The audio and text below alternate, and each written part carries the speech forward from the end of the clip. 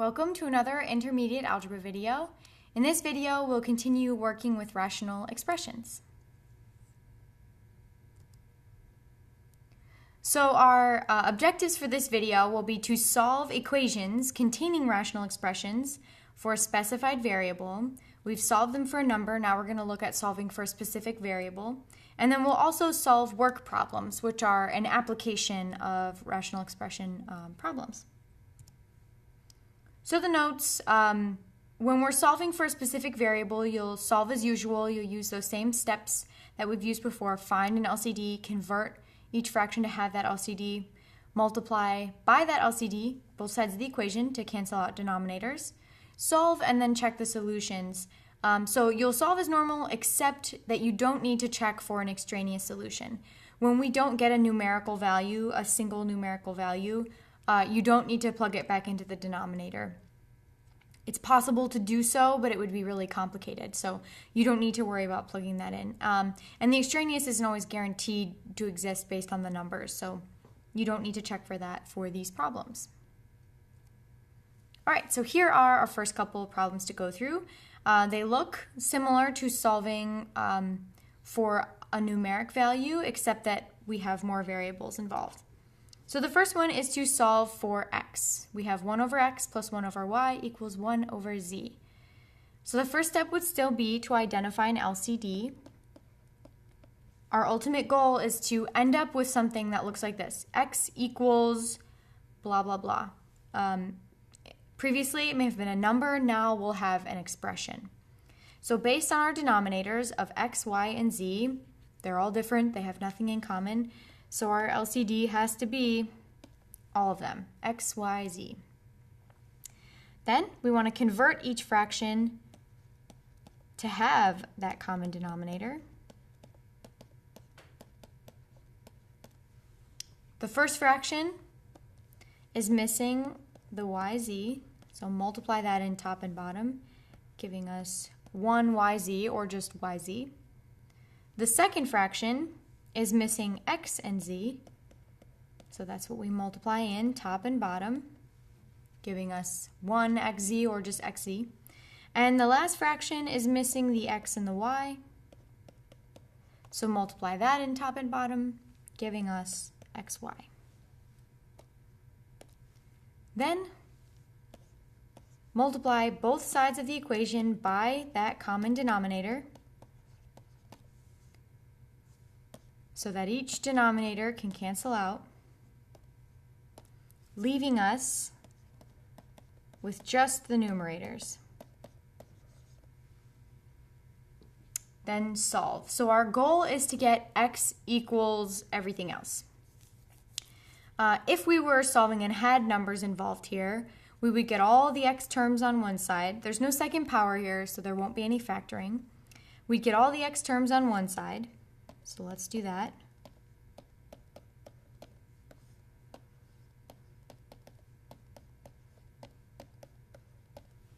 And ideally, it would have been like a 2x minus 3x, which would have combined to give us something specific.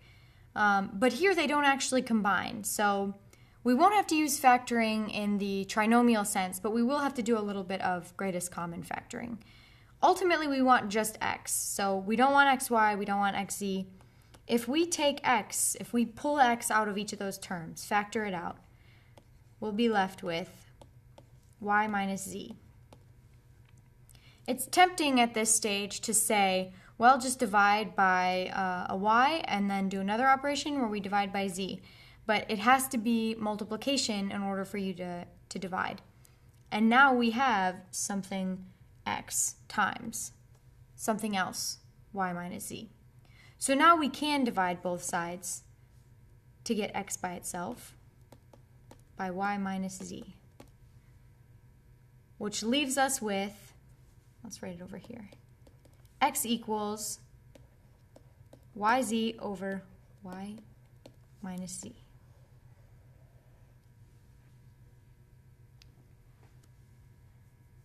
Now I know you might be wondering if there's any sort of trick way to just kind of get to that answer quickly.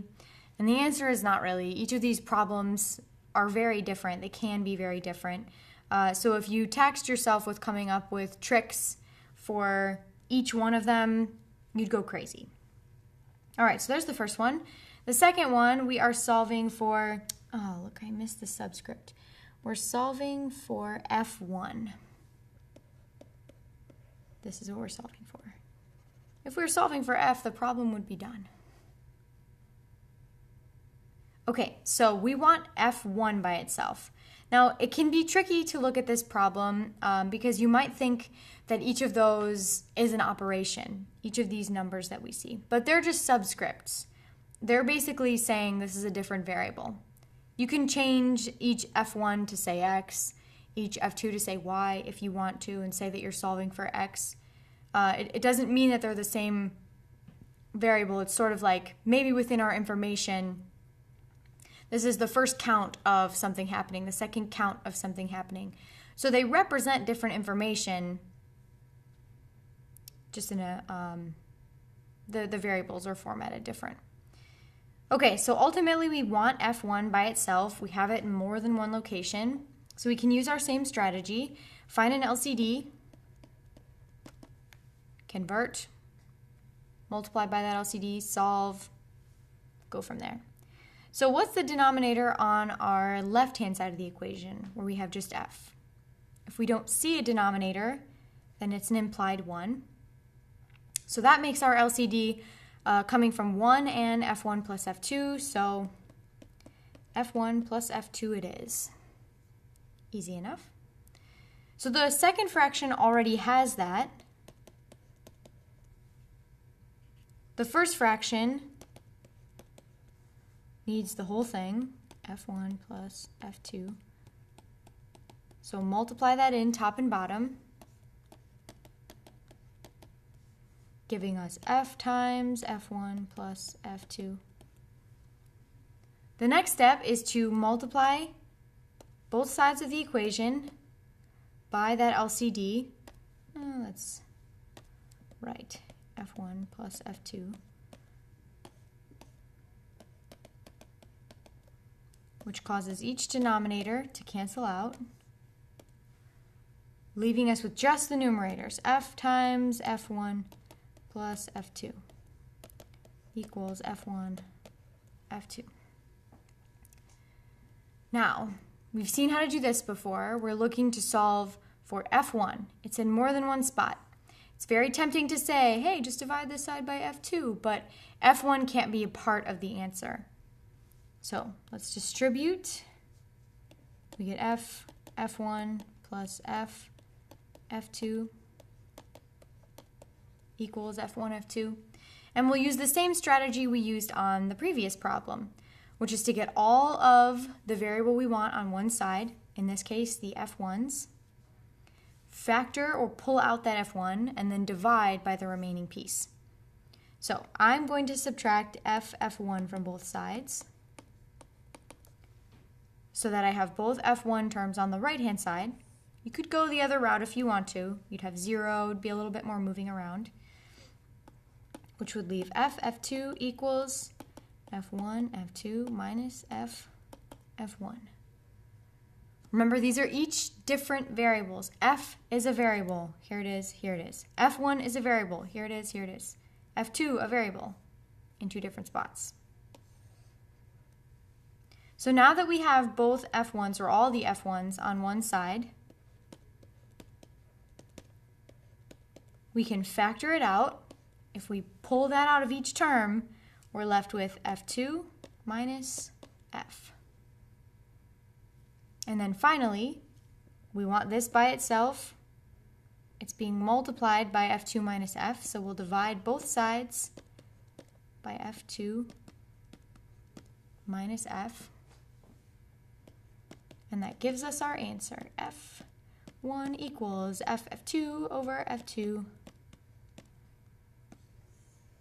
minus F. And especially after seeing this problem, I know it's tempting to say, well, they're all going to look like that. I've chosen these problems because they're more complex of the problems that we'll see. So some of the answers will look like that, some of them won't. You can't assume that that's where it'll end up. All right, so these are some problems solving for a specific variable when our equation involves rational expressions. Now let's look at the application side of that. So here's an example. Melissa can mow the lawn in 2 hours by herself. Andrea can mow the lawn in 3 hours by herself. The question, how long will it take for them to mow the lawn together? So here's a strategy you can use on computing these types of problems. These are referred to as work problems. When you're talking about completing a specific job, something that can have a start and a finish. It can take a certain amount of time to mow the lawn. Yes, it can grow back and you'll have to do it again, but this is what a work problem looks like. All right, so this is how we can solve them. So the first thing we'll look at is the part Melissa can complete in 1 hour.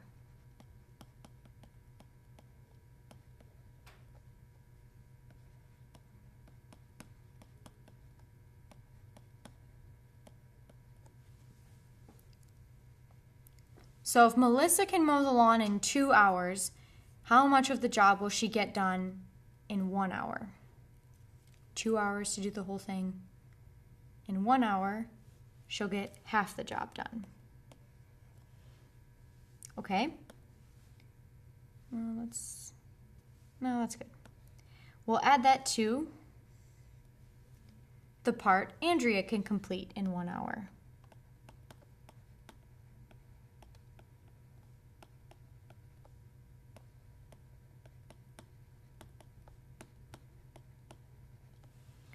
It takes Andrea 3 hours to mow the lawn by herself.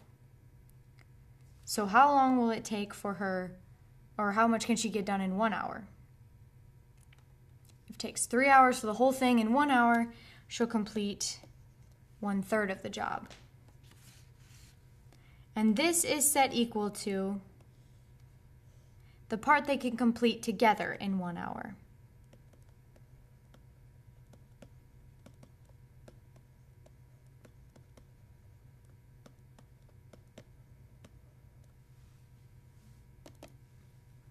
And in 1 hour together, they can do 1/somethingth of the job. This value right here will be our answer. That is the question, or the answer to the question, how long will it take for them to mow the lawn together? They'll do 1/somethingth of the job. It would take them that amount of time to do the entire job together.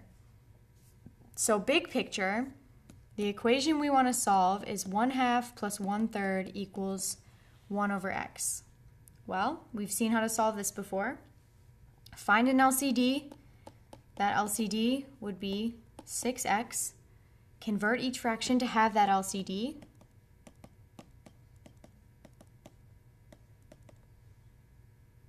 The first fraction is missing 3x over 3x.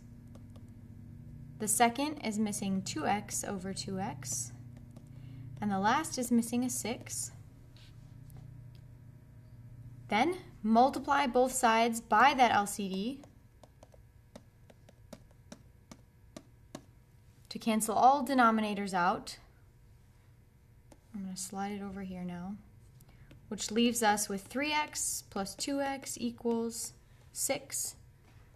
Continue solving. We get 5x equals 6, or x equals 6/5. Now, since we're actually talking about an amount of time, you can get a decimal, and if it's necessary, you'll be told how far to round to. This is 1.2, so it'll take 1.2 hours. But let's think about if this makes sense. So when we think back to the original problem, Melissa can mow the lawn in 2 hours by herself. Andrea in 3 hours by herself. It's very easy for your first guess to be that it'll take them 2.5 hours. Just cut the time in half, and that's how long it'll take them to do the job together. But if they're both working on it, Melissa can do it by herself in 2 hours. If she now has help, it should most definitely take less than 2 hours. So that's the first thing. Less than 2 hours as an answer definitely makes sense. It's also tempting to say, well, just cut each of their work in half and say that each of them do half. So Melissa will do half the job in an hour, and then Andrea will do half the job in an hour and a half. So add that together. But Melissa can work faster, so they won't necessarily each just do half the job. Melissa will do her half, and then as Andrea is moving along, Melissa will start to overtake and do some of her work. So they'll complete the job together in less time than that. And so you don't have to go through that assessment every time you look at these problems, but when you get to your final answer, you should be able to say, yeah, this makes sense. 1.2 hours, that's reasonable, a reasonable amount of time for the two of them to have completed this job. So this is a work problem. So you've seen a little of both. We saw the solving for a specific variable, and then the work problem. So let's do some practice. All right, here they are. Solve for n, and then solve a work problem. Go ahead and pause the video, and then we'll go through these together in a moment. All right, so our first problem, solve for n.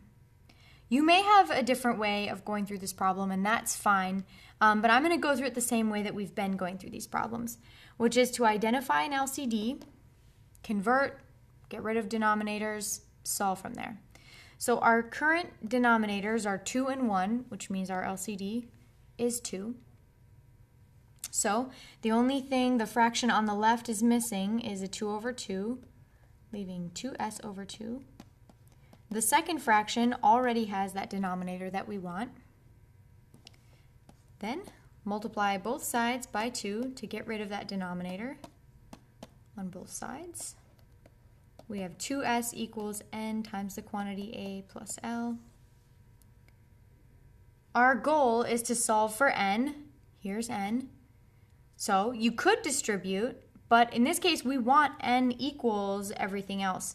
So it already is set up for us to just divide both sides by a plus l. If you distributed and then refactored, that's fine. It's the same thing. So ultimately we get n equals 2s over a plus l.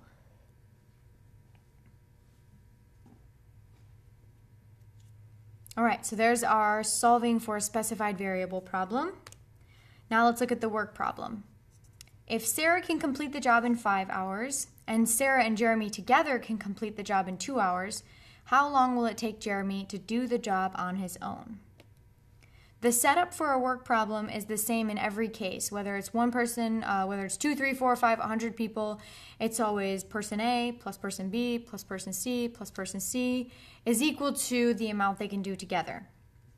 So first we will need what Sarah can do in 1 hour plus what Jeremy can do in 1 hour.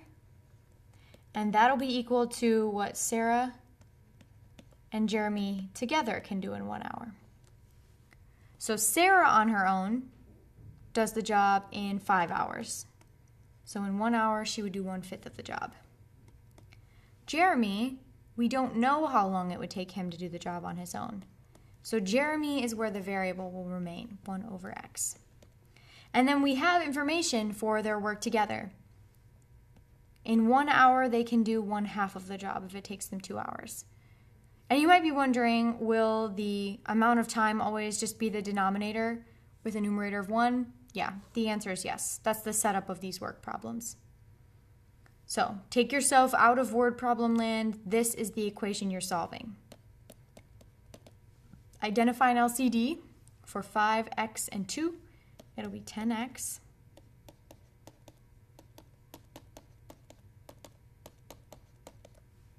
The first fraction is missing 2 and x. The second is missing the 10. And the third is missing the 5x. Now, multiply both sides by that LCD to cancel out all denominators. We have 2x plus 10 equals 5x, and continue solving. Subtract 2x, divide both sides by 3. Oh, can't see it.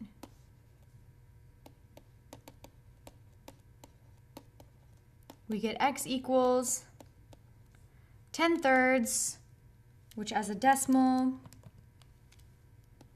3.3, repeating, ... You'll be told where to round, and if I don't say where to round specifically, then you have freedom to choose. So this says it will take about 3.3 repeating hours, or if you want to be specific, 3 1/3 hours. For Jeremy, writing it over me. Move that.